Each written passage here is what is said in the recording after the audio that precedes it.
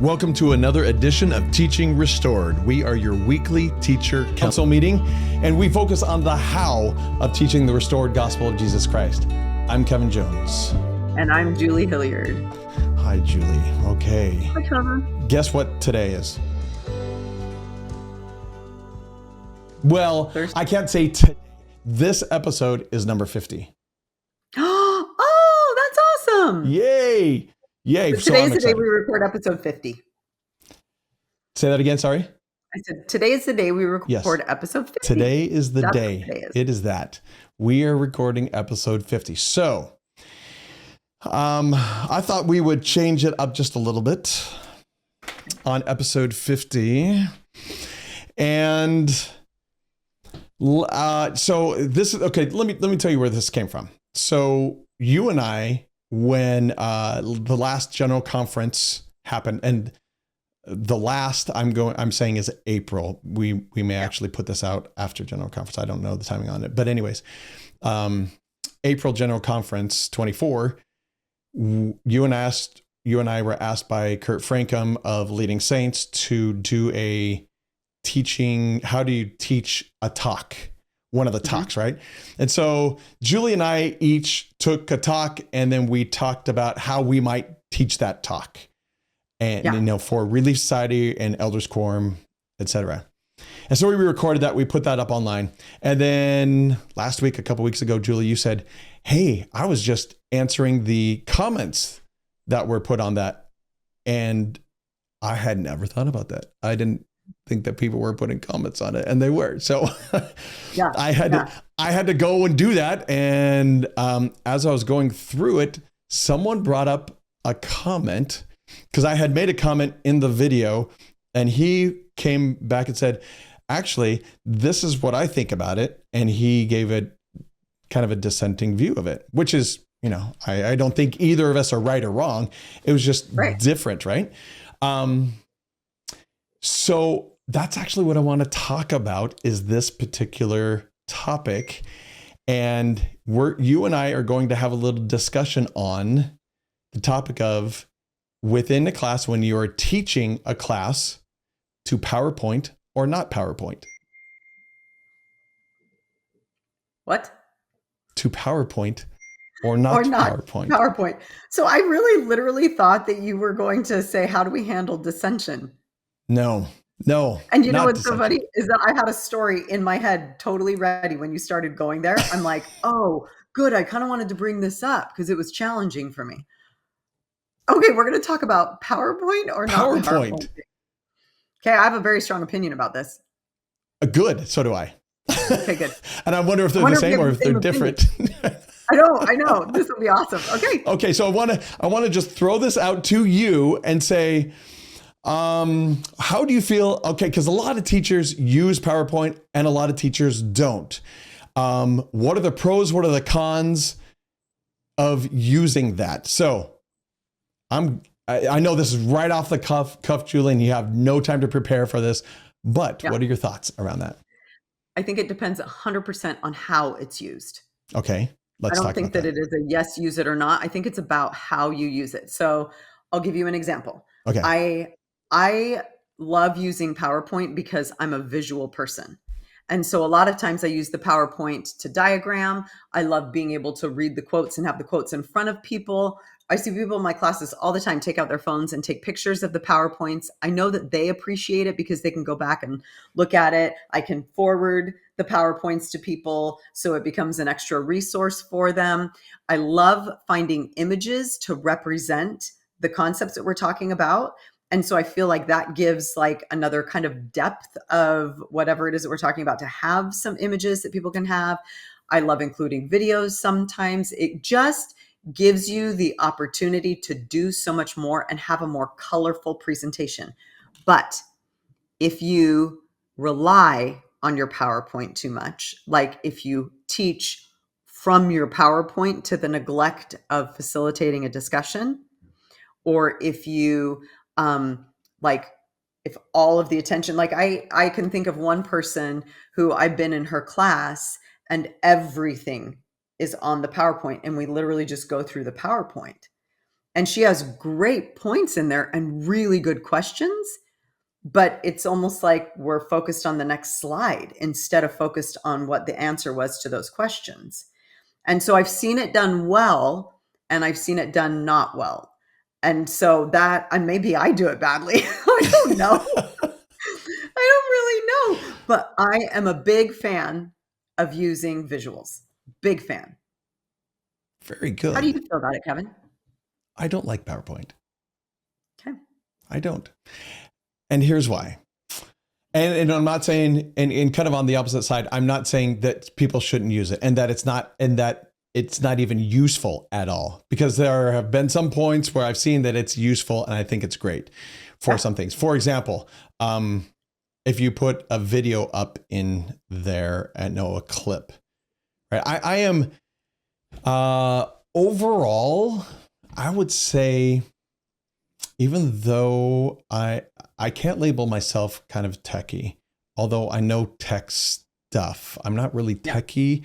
I use it and I can get more technical than probably a lot of people. But at the same time, I try to stay away from it when teaching.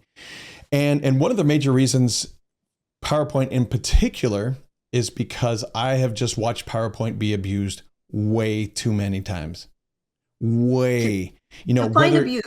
Yes. Whether it is in church or business or whatever, it almost turns us, it seems like when a PowerPoint is put up, it turns us into being acted upon. It turns us because you're just like looking at a screen.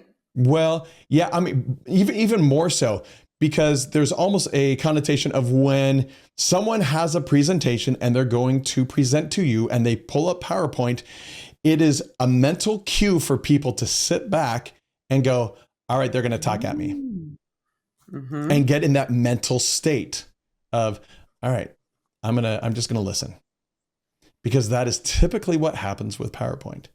Now, can PowerPoint be used in good ways? Yes, absolutely it can. But my feeling is that it is rarely used in ways that really help, right?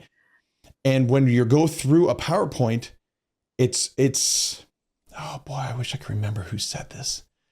I wasn't sure that I was going to bring this up, but I am obviously now. And maybe you can help me with this, Julie, who said this, but I don't think it was in a general conference. Dang it. Anyways, it was something along the lines of that they prefer people not, when they give a talk in sacrament, that they not write it out word for word. Oh, yes, I know what you're talking about, but I don't know who said it, but I know what you're talking about. It was Bednar. Was it? He was talking about teaching by the Spirit. Like when we're giving talks, that we ought to do the preparation such and have a few notes, but writing it out kind of constipates, if you will, that channel between us and receiving additional revelation, because we're on a script. Right. And that's kind of how I feel PowerPoint is, because it's really, really easy for not only the learners to go into that mode of, okay, I'm just going to be taught at, but also for the teacher to, maybe they get nervous, or maybe they, oh my goodness, I don't know what to do. I'm just going to do the PowerPoint, and they go through the PowerPoint, and they can have good discussion or good questions, but is it really good discussion? Does it turn it into more of a, I'm going to ask you a question, you give it to me, and that's what I'm looking for. Next slide. Right? Yeah. Next one. Now, like I said, if there is a particular part of a video that comes up, I think that's great. I think watching and I think technology is abused overall. Too many times I've seen, like in Elder Quorum, all right, we're going to talk about Elder Bednar's talk. Let's watch it. And so we watch for 15 minutes the whole talk, right? Yeah. I'm not a fan of that, because I think there's so much that we can maybe pick and choose. Maybe a 1 minute or 2 minute clip. Let's pull that out of, that story or that quote is so good. But what if we, and some quotes we just read, right? And so maybe it's good to have it up there, but there might be other ways to have quotes read without it being in PowerPoint. I guess overall, I have felt that almost everything that could be done with PowerPoint or technology can be done without it, and sometimes even better. But you brought up the points of, great visual. or a great, you didn't say flow chart, but a great diagram is what you use, right? Yeah. A great diagram. Yeah. Can you sometimes actually create that with them on a chalkboard? Yes. But sometimes you can't. Sometimes, it's too much to do that. So you just want to show it. And I think that's great for things like that. But I honestly, overall, I think that most everything that can be done with technology can be actually done without it, and maybe even better. So that's where I'm coming from. So your thoughts on that? Let me tell you the two main points that you said that stuck out to me. One is what it does to the learners, and that they kind of go into acted upon mode, right? And they probably sense more so than when you don't have a PowerPoint that you have an agenda. Yes. And so good. they know that you know where you're going, right? Because you've laid out a PowerPoint presentation. Right. So they think, they know where they're going. I don't want to make a comment to derail them. Let me sit back and enjoy. You said that so much better than and explained it better than I did. Thank you. Yes, that is absolutely it. Yes. Okay. So, but then take it to the flip side, like you said as well. And you then do have an agenda because you've prepared a PowerPoint presentation. And so you have a direction that you want it to go. And so they're not just sensing that, it's like actually true. Right. You've written your sacrament talk out basically. Yes. Right. In PowerPoint. Yes. Right. So how do we marry the two? Because I'll be honest, like this, when you said, you can read a quote, is there a different way that you can get a quote up without using a PowerPoint? And I would say no. I would say using quotes in class is almost useless if they can't see it visually. That's my personal opinion. Oh, yes. I have an idea for that one, actually. Oh, yeah? What if you write it on the chalkboard? That's one way to do Terrible it. Idea. I get a hand cramp. So in our ward, I don't know about your ward, but our ward, we oftentimes use the church's app, Living. Do you guys use that at all? I don't even know what that is. Really? Okay. Do I? Maybe I have it and I don't even know. Maybe not. Okay. I got to throw this out. It's the Living app. It has, I'm just going to put it up here. Will it focus on that? It's the one with the little happy sprout. Blue. I think it's blue. I'm assuming it's blue. Blurry. Maybe it's green. Sprout. Anyways, you open that up. And it has so many different resources. It's a great app. I think they still have a ways to go in it, but I think they're doing a great job with it. But in there is circles. And there's a circle for example, gospel doctrine. And so if I were the teacher, I could just put up if rather than if I put up a PowerPoint in the front of the class, people go into that PowerPoint mode of, okay, they're going to teach at me. But I could do, for example, a PowerPoint in Google PowerPoint, whatever version that I don't know what Google to call Slides. It. Yeah. And just put quotes in that and then say, all right, everyone, and then put the link to it in the gospel doctrine circle that they can just click on and say, okay, go to the second slide.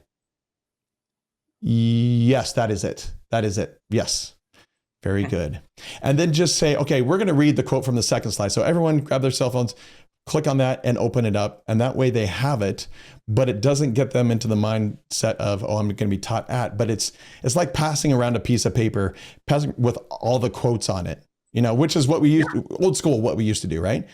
We print copies out and then give it out. Well, you can still do that, but also you could do it this way not everyone obviously uses the Living app. Right. But I think there are ways around it. But at the same time, it's not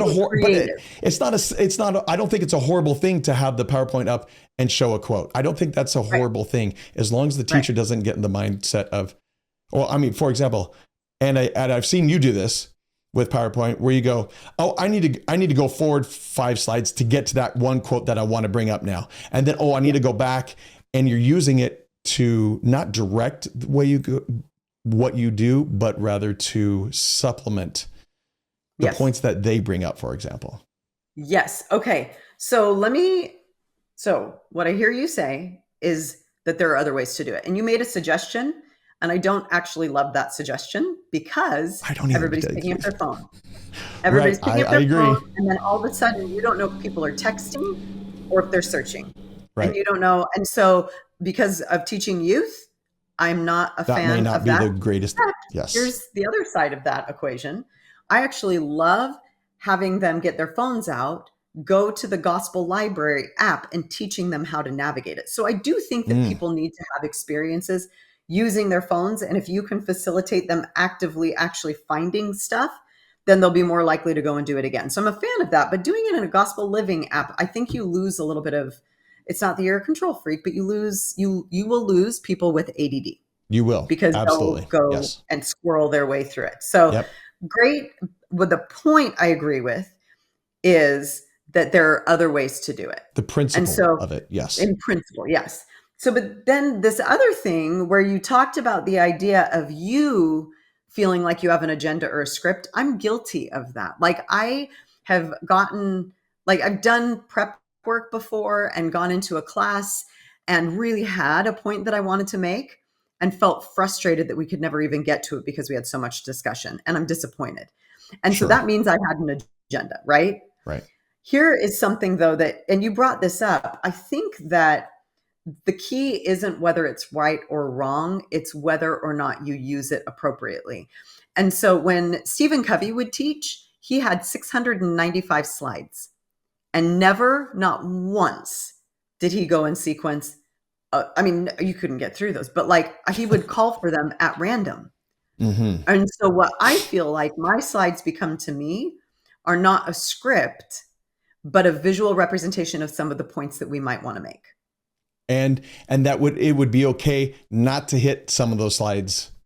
Or skip them all the time. Right? Like last week, I think I had 34 slides and I got to maybe 4, just to give you an idea. That's impressive. Because I had things that I wanted to bring in, but we never got past this one slide. But it wasn't that I even wanted to get past it. I just wanted a visual representation of something. And I wanted the scriptures up so that people knew which scriptures to go to. And they're not going, what did you just say? What was that? I'm like, just right there. Now you know what we're going to. So let's make sure. And we didn't even make our way sequentially through the scriptures. They were just up there. That's and great. It was on a chart. And so, and there were like 5 scriptures. And so I think that there is a skill that comes in how you utilize PowerPoint. And if you didn't know, I use Keynote, by the way, not Slides or whatever. So it's PowerPoint, Google Slides, Keynote, etc. All of them have different functionality, but in almost all of them, you can just escape out of it and go to the slide based on your thumbnails, or you can type in a slide number and hit enter, and it will take you directly to that slide. And so you could even, and I've done this when I've done like virtual presentations, I'll print out my slides and then I'll write the numbers beside them so that I have the ability to jump around if I want to. That's great. Yeah. And so that could be a helpful resource as well if you do decide to use it. Because, so like, for example, the bad example that I brought up where you just go straight through it, I also, the person who does it, she has been so prayerful and is so prepared and is so thoughtful. And I think that gives her confidence. And so I actually would say that if you need that, like you grow into teaching. And so I would never, like if this woman heard this podcast, and I don't think she ever would because I'm referring to something random, right? And it's not like, I don't think anybody would even make the connection. But like if she did, I would want her to hear from me that I think that she does an incredible job in her calling. And I feel very, very supportive of people growing into it. But if you are one of those people, maybe what we're asking you to do is say, am I using it as a crutch? And if I am, how could I like lengthen the umbilical cord just a little bit away from a PowerPoint? Because you don't want to get derailed. I don't want to derail anyone who needs to grow into their confidence in the calling. Right. But like, could you push yourself just a little bit to become less dependent on it? Maybe be selective about what you're choosing to put in your slides. That's very Do you know what good. I mean? And I think the same principle can go through just with technology overall. right? Not just PowerPoint, but overall. Are we letting it kind of dictate how we do something, or are we letting the spirit dictate? Whatever it does, it has to facilitate the spirit to be there to help run the room, rather than the preconceived agenda of what I think should happen, et cetera, right? Right. Totally. Yeah. I think back to when I was working at NASA, there was this thing that I wanted to have a discussion with this group of people.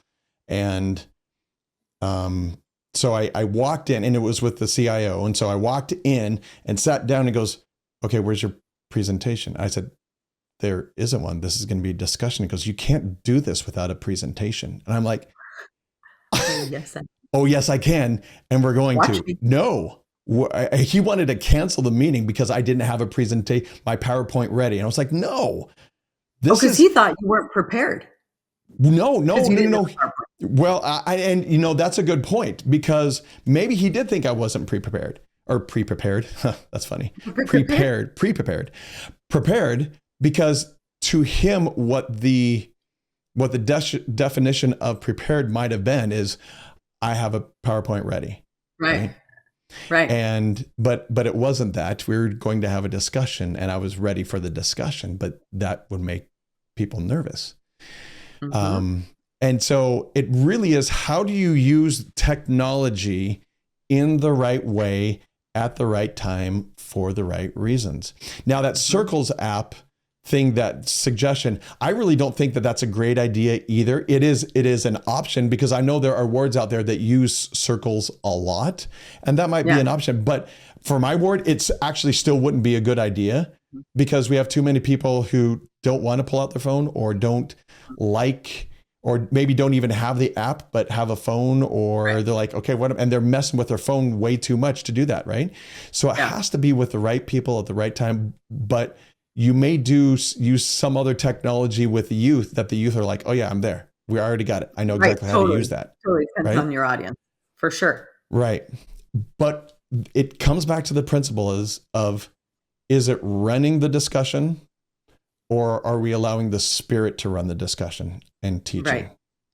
Right. And I really do think you nailed it when you talked about this idea of maybe our mental anticipation, or whatever, like our mental, what's the word that I'm looking for? Conclusion is that this person has an agenda when we do have PowerPoint. But I would venture to say that if you use it right, that feeling quickly goes away. I agree. Because I do think I feel super grateful to have that option, because I personally feel so like I benefit so much from visual stuff, because I am very visual. Like if somebody reads a quote to me, I get lost with the words. Like there's a lot of words, and I'm just like, whoa. But if I can see it at the same time, then I'm like processing it. But when people read long quotes in class, I'm lost if I can't follow along. I couldn't even tell you what they said at the end. They'll ask a question, and I'm like, I don't even know. I don't know. Yeah. Right. And I'm a pretty like attentive person, but I don't know. And so that's a caution, you know. I'm going to throw something out there. Okay, I do it. And this goes against all known wisdom of what we as teachers understand. You know, the whole thing of some people are auditory learners, some people are visual learners, et cetera, et cetera. Yeah. Yeah. And they say that, you know, okay, my main mode, I learn by watching it, or, you know. Like Julie Hilliard just said, I am a visual. I'm very visual. Right. Yeah. There is no study that actually proves that. And there have been studies to try to prove that, and no study has ever proven that. That people are primarily one kind of learner or right. another. Right. Yeah. Right. But at the same time, I think, well, I'm a better this type of learner, and you say you're a better visual learner. And so we kind of instinctively already think that and know that of ourselves. But and the reason I say that is because so many people get stuck on, you know, we talk about technology, using technology, but there's also stuck on using principles that actually have actually ever been proven. They tried to prove that, but they haven't been able to prove that either, right? We get stuck in this mode of, well, this is how people learn. Well, that's really, are we sure about that? I think the way people learn the gospel is through the Spirit. And that's really what we need to get to, right? Now, can we do it with visual? Absolutely. And will it actually help with a lot of visual or auditory or whatever? Yes, absolutely. And might I even feel like I am a better audio learner than a visual learner or kinesthetic learner? Yes, 100%. But a lot of it depends on what context it's in as well. That's good. Yeah, that's really good. Right. And I think that we let ourselves off the hook a little bit if we put ourselves into a box and say, I am this type of learner. Or if we put our learners into a box and say, I'm this type of learner. Right. However, here's a principle that's kind of interesting. So William Glasser has done a lot of research about this. And he has this diagram that I really love that talks about like kind of the percentage of what we retain when we're learning through those different mediums. Mm-hmm. But the point of it isn't to say that one medium is better than another or that people learn best through that. The point that he's getting at is that you learn best when you know you're going to teach something. And so part of the point that he's making is that your headspace and your intention going into that has more to do with what you retain than the way that it's actually presented.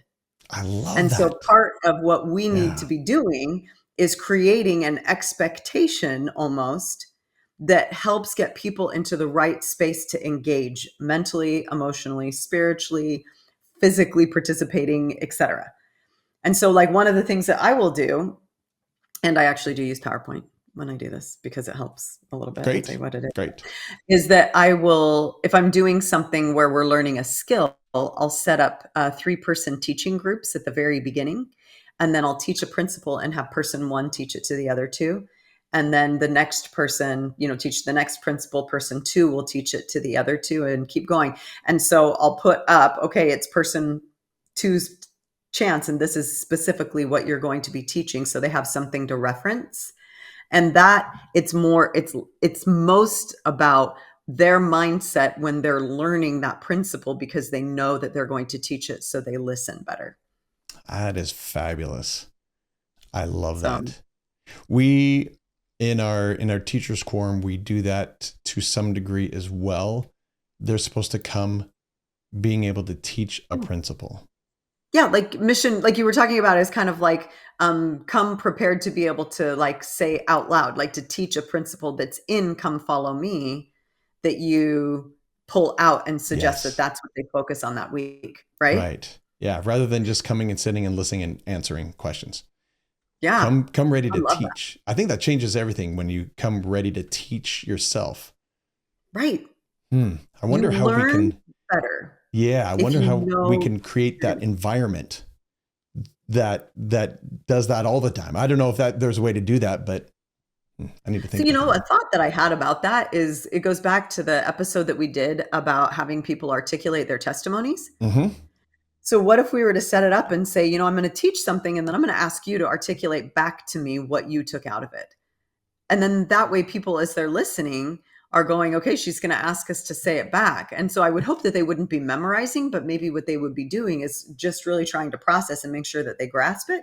It also goes back to that episode where we talked about empathy with the question that woman had posed about how to help create psychological safety in a place where certain people are speaking up. And we said, well, what about kind of setting up a talking stick type of, expectation in that classroom? And I think that some of those things actually can happen. Okay. So one of the challenges, I think, the idea that I suggested about 3-person teaching, I think sometimes gets a little bit difficult because people are resistant to being broken off into groups sometimes in class. I don't know if you've done that before. Yep. But they sometimes are like, eh. But I think that they're less resistant if it's just like a couple of people. And so the idea is that if you create an expectation that they are going to need to say it out loud, they will listen differently. And you can do that in a bunch of creative ways. I don't know that we're coming up with all of them for sure. That's a good point. That's a really good point. I think I need to think about that a little bit more and how to do that. But I think kind of tying it back to the original topic of PowerPoint, it goes along with it, because if we are just in the PowerPoint mind in that way, we're not setting up an expectation of that at all, right? Mm-mm. We're not. It's not. It's not. Oh, you're going to reply back, or you're going to teach, or you're going to read. The purpose is maybe in this case to retain it and then to say it back. Well, then it's, what is the teacher's agenda? I'm going to go along with the teacher's agenda. Right. Right. And so would you say that an appropriate kind of summary caution to using technology would be to make sure you're not doing it because you have an agenda, and you're making sure that the class knows that you are using it not because you have an agenda, but because it's almost like you have to call out that and hold yourself accountable for it, saying, okay, I've got some PowerPoint, I've got some visuals, but we're not going to get through all of them. It's just so that if we get to a certain point, we'll be able to have a visual of that point. Yeah. But I'm not married to them. I really want to see where this discussion takes us. And I actually think that saying it out loud is one way to address. I love that. Yes. Expectation. Yeah. But that means, like you said, like your example that you gave, you may create a whole bunch of slides that you may never use. Right. And we need to be okay with that. Totally. Who even cares? The great thing about having slides as well, Kevin, not that I'm arguing the point of slides, but I really do like them. The other thing is that sometimes you'll say something that really resonates with people and that they want to go and then teach it to someone else, like their family. Mm-hmm. I mean, what we're doing is really, like, if we're teaching Come Follow Me, for example, what we're doing in Sunday school is trying to help people have more thoughts and ideas to go back and discuss with their family. And so if that's the point, what a great thing to be able to offer them a resource. That. Yep. And so I forward my slides to people quite a bit, or I actually make them available on Google Drive for my Tuesday class. That's just great. So that people can go find them if they want. And I think I've had people say that that's helpful. I mean, I'm not trying to give myself a pat on the back or anything, but it's actually really helpful for me as well, because sometimes I diagram things and then I'm like, oh my gosh, I remember when that was so clear in my mind. It's not clear in my mind anymore. And I go back and find it. That's good. So there's a little bit of a record in using PowerPoint too. That's a good point too. Yeah. So it's not so much that I'm against PowerPoint. It's just, like you said, PowerPoint being used in the wrong, what I would consider the wrong way. Right. Agreed with that for sure. Right. So I think it can be done in a very, very good way, but we just have to be careful. And we use PowerPoint as the whipping boy here, but it's all technology, right? It's any method, honestly. It's not just technology, but it's any method that we use. It needs to be done in the appropriate way to, of course, number one, allow the Spirit to be there and direct the discussion and direct the teaching. When we get too married to something, it becomes the default and becomes a crutch, like you mentioned. And we don't want to use the crutch. We want to use the Spirit. Amen. Well said. Yeah, there we go. Good. All right. Well, thank you for our 50th episode there, Julie. I feel like we should have a party. Yeah, we should. Oh, wait, we are going to have a party, aren't we? Oh, yeah. We're going to have a party. We know what we should have, a teaching restored virtual party where everyone, that's abusing technology. We don't want to do that. No. Definitely You're not invited. No. I know I wouldn't be invited. That's for sure. All right. Thanks for coming, everyone. Go share. What we don't want you to do is, for someone who you feel might be abusing PowerPoint, don't share this with them. That's not the point. No. We don't want to be judging people on this. Oh, you need to listen to this one, buddy, because this is directed ready. That's not what we're saying at all. We are trying to help improve our teaching, not trying to help us improve others' teaching. Yes, exactly. Right. So let's improve our teaching. Great. Thanks for being here, everyone. Take care.